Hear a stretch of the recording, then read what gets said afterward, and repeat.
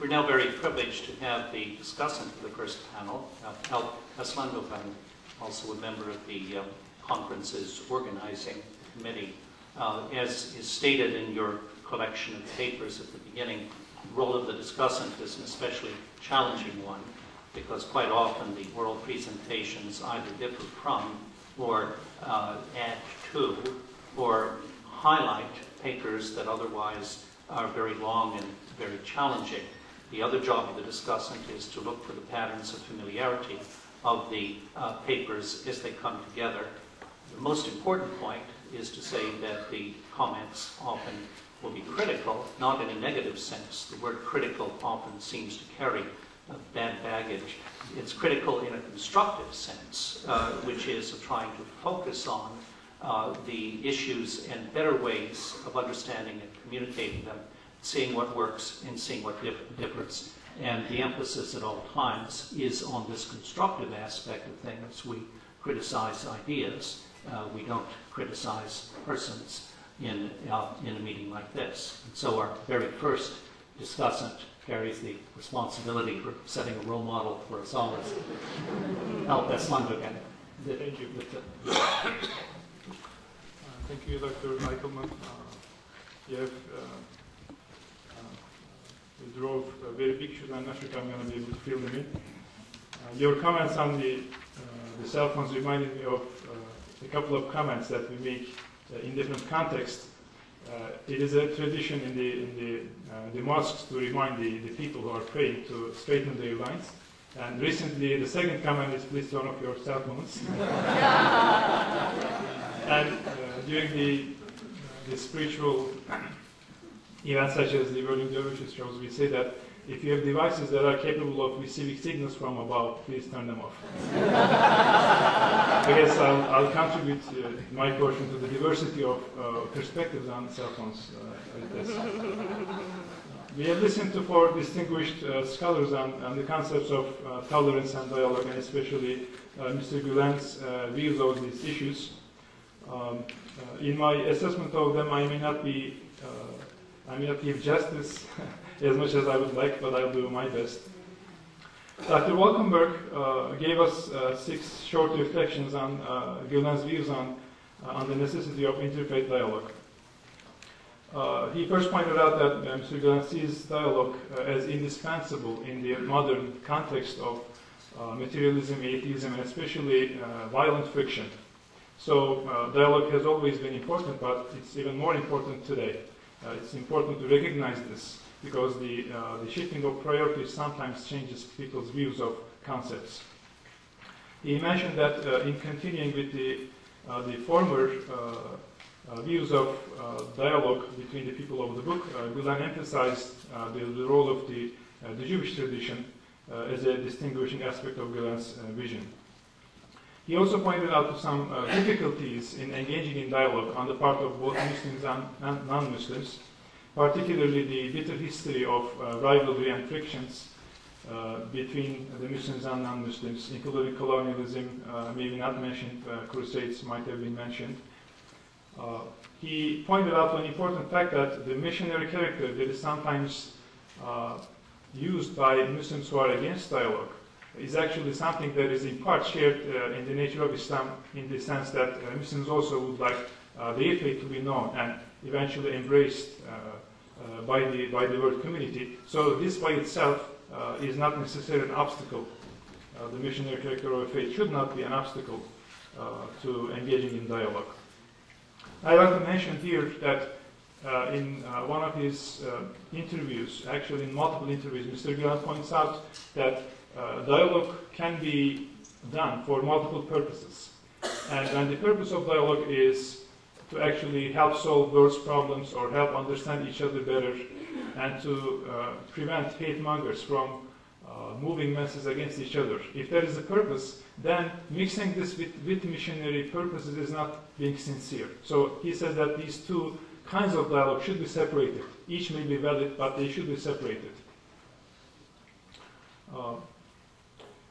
Dr. Walkenberg also pointed out that many of the obstacles to dialogue are not necessarily theological in nature, but they are more political. there is one particular theological reason, that is the distorted image of Islam in the West, and maybe I should add the equivalent distorted image of the West in the Islamic world. And this is a real issue, but can we work despite this real issue? Can we actually work together to resolve this issue so that we can facilitate dialogue? As far as the methods for dialogue are concerned, Dr. Wolkenberg pointed out that Mr. Gülen agrees with the Second Vatican Council's recommendations that there should be more emphasis on the commonalities and less emphasis on the differences. What hate mongers typically do is they focus on the differences at the expense of the commonalities. If it is a fact that commonalities far outnumber the differences, I think it's natural for people who are interested in dialogue to focus on the commonalities while not ignoring the differences.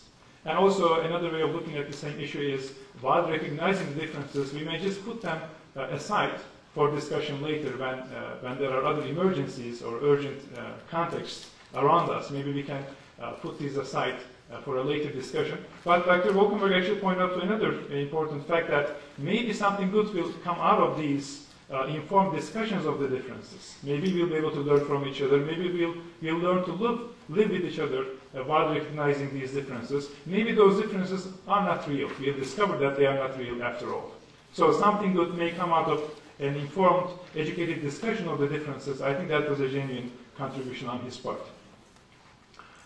He also pointed out to Massigno's view of Islam as a continuation of Abrahamic tradition, and this could form a basis for engaging in dialogue on the part of the Christian traditions. This would put Islam in a position where, yes, this is a faith, this is a tradition that we can engage in dialogue. It is acceptable as a continuation of the Abrahamic faith. Maybe this is overlooked in many discussions of dialogue, or maybe obstacles to dialogue. He also pointed out to the late Pope John Paul II's the praise for the Islamic worship, types of worship, prayer and fasting, as an opportunity for learning from each other. And in various writings of Mr. Gülen, we can also see the signs that he points out that actually Muslims can also learn from various traditions, various traits that the Christians display, which are common to the Abrahamic and monotheistic faith. So I think the difference or the unique view of Dr. Wolkenberg actually is based on less than sufficient study of Mr. Gülen's overall views on this issue.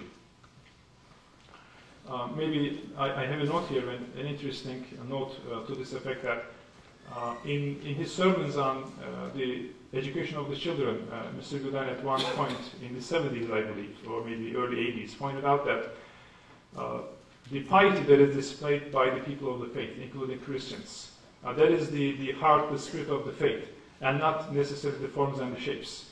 And he said that at one time I might even recommend for a child to be brought nearby a pious Christian instead of being by a hypocrite reading of the Mevlid. This Mevlid is a praising kind of poetry that is very common in Turkish culture and many other cultures. It is not a form of worship by itself, but it is very common. It is almost regarded as a worship.